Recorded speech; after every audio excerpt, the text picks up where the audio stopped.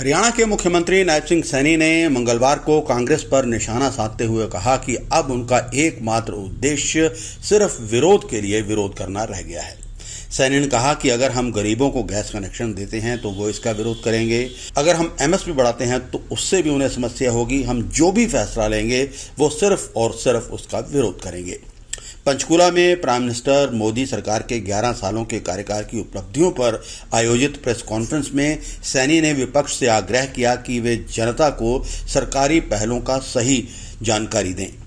उन्होंने कहा कि कांग्रेस नेता विकास योजनाओं को लेकर झूठे आरोप लगा रहे हैं, जबकि इन योजनाओं का नेतृत्व इन्हीं लोगों ने किया है जो अब इनका विरोध कर रहे हैं। उन्होंने कहा कि उदाहरण के लिए NH 152D, जिसे हरियाणा के हर नागरिक के लिए आशीर्वाद माना जा रहा है, कांग्रेस के समय में ही शुरू हुई थी। श्याम सिंह राणा, कृष्णलाल पंवार, अरविंद शर्मा, महिपाल ढांडा, कृष्ण कुमार बेदी, विपुल गोयल और हरियाणा बीजेपी के नेता मोहनलाल बडोली के साथ सैनी ने कहा कि प्रधानमंत्री के नेतृत्व में देश ने 11 गौरवशाली साल देखे हैं।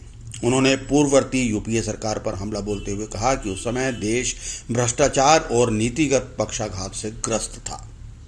उन्होंने कहा कि पिछले 11 सालों से देश ने एक निर्णायक नेतृत्व और पारदर्शी प्रशासन देखा है। कार्य संस्कृति बदली है और समयबद्ध क्रियान्वयन की दिशा में अब देश आगे बढ़ा है। सैनी ने कहा कि जहां केंद्र ने संसद और राज्य विधानसभाओं में महिलाओं के लिए 33% आरक्षण सुनिश्चित किया है, वहीं हरियाणा सरकार ने पंचायतों और शहरी स्थानीय निकायों में महिलाओं को 50% आरक्षण देकर एक कदम और आगे बढ़ाया है। सैनी ने जानकारी दी कि हरियाणा की सरकार विजन डॉक्यूमेंट की दिशा में काम कर रही है। उन्होंने बताया कि 11 सालों में प्रधानमंत्री मोदी ने हरियाणा का 14 बार दौरा किया है और एम्स, झज्जर, बीमा सखी योजना, हिसार एयरपोर्ट और यमुनानगर थर्मल प्लांट जैसी परियोजनाएं शुरू की हैं।